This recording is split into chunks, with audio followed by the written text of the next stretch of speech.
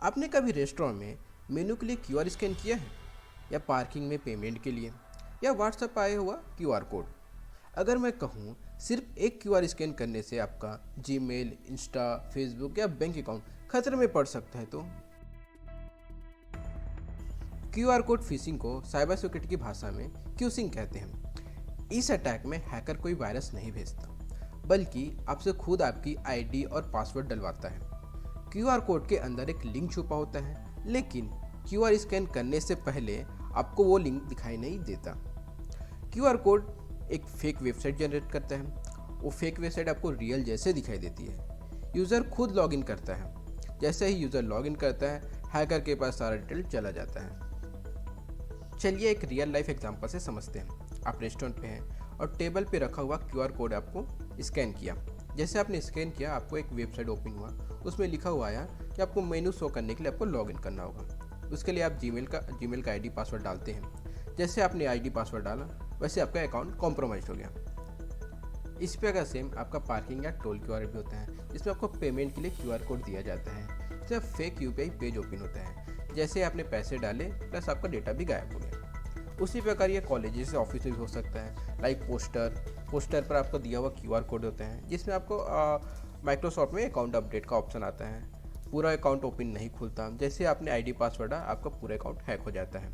Hacker technology नहीं, human trust hack करता है। हैकर कैसे सोचता है? हैकर का लॉजिक बहुत ही सिंपल होता है। पहले यूज़र को जल्दी में डालो ताकि वो रियल वेबसाइट के जैसे पेज दिखाओ, और लॉगिन की ज़रूरत दिखाते हुए यूज़र का डिटेल डलवाओ, और बस सारा आपका डेटा चोरी हो गया। इसी को कहते हैं सोशल इंजीनियरिंग अटैक। चलिए इसे एक लाइव एग्जांपल के थ्रू समझते हैं। ओपन करना है और यहाँ पर आपको सर्च करना है मेडूसा फिशेस, और ये वाली रिपोजिटरी में आपको आ जाना है और इसको यहाँ से कॉपी कर लेना है। देन उसके बाद आपको इस रिपोजिटरी को क्लोन कर लेना है। जैसे आप देख सकते हैं, मैंने इसको क्लोन कर लिया है। और अब हमें इस रिपोजिटरी के अंदर जाना है।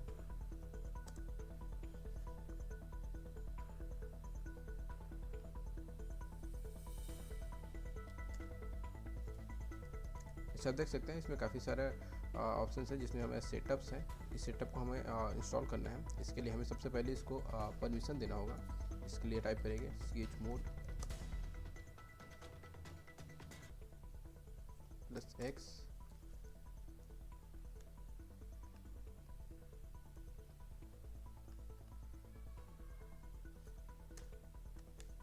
यहाँ पर हमने परमिशन दे दिया है। अब हमें सेटअप को इंस्टॉल करना है। उसके लिए आप टाइप कीजिए एंड इसको रन कीजिए। ये अपने हिसाब से जो इसका रिक्वायरमेंट है, वो सारी रिक्वायरमेंट को ये इंस्टॉल करेगा। या कुछ देर वेट करते हैं इसको इंस्टॉल होने के लिए। जैसे आप देख सकते हैं, हमारा इंस्टॉलेशन कंप्लीट हो चुका है।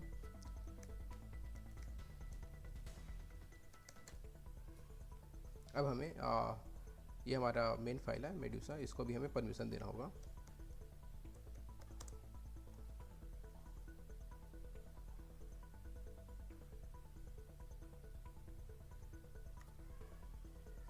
+X एंड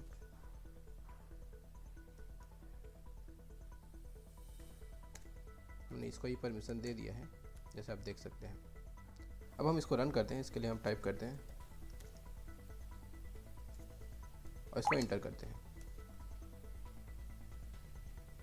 सब देख सकते हैं, हमारे ऑन हो चुका है।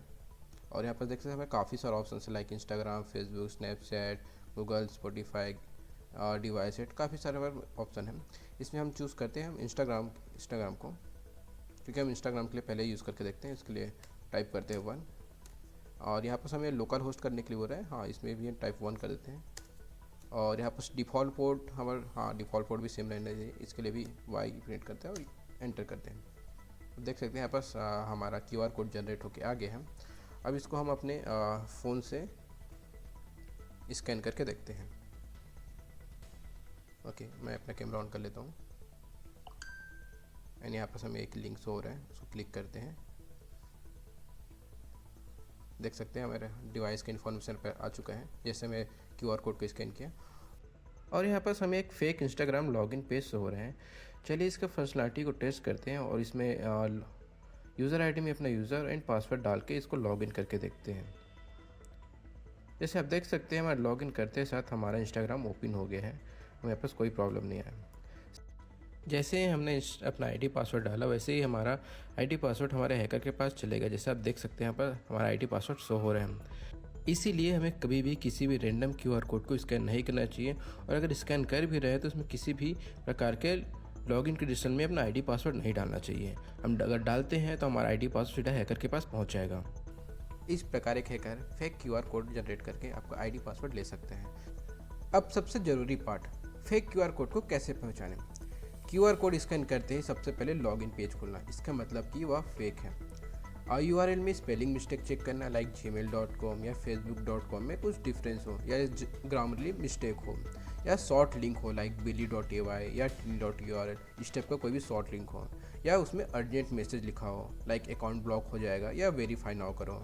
या सबसे पहले आपको चेक करना है उसमें HTTPS है कि नहीं। अगर वो HTTP पे रिडायरेक्ट होता है इसका मतलब कि वो फेक है। क्यूआर कोड स्कैन करने के बाद कभी भी पासवर्ड मत डालो। अगर ये 6 चीज़ें फॉलो कर लिए तो आपके 99% क्यूआर स्कैम से सेफ रहेंगे। पहला, क्यूआर स्कैन करने के बाद लॉगिन ना करें। पासवर्ड मैनेजर का यूज़ करें। 2 फैक्टर ऑथेंटिकेशन हमेशा ऑन रखें। अननोन क्यूआर कोड को इग्नोर करें। पेमेंट क्यूआर कोड को डबल चेक करें और हमेशा ऑफिशियल ऐप से ही पेमेंट करें। क्यूआर कोड सिर्फ लिंक है, ट्रस्ट नहीं। अगर आपने गलती से फेक क्यूआर कोड स्कैन कर लिया हो तो सबसे पहले अपना पासवर्ड चेंज करें, ऑल डिवाइस से लॉग इन करें, देन 2 फैक्टर ऑथेंटिकेशन को हमेशा इनेबल है कि नहीं उसको चेक करें, देन हमेशा लॉग इन हिस्ट्री को जाके चेक करें, एंड फ़ोन को एंटीवायरस से स्कैन करें। पैनिक मत कीजिए, जल्दी एक्शन लेने से डैमेज कम होगा। आज के टाइम में हैकिंग कोड से नहीं, क्यूआर कोड और ट्रस्ट से होती है। अगर ये वीडियो आपको सेफ बना सकती है तो इसे अपने फैमिली फ्रेंड के साथ ज़रूर शेयर करें।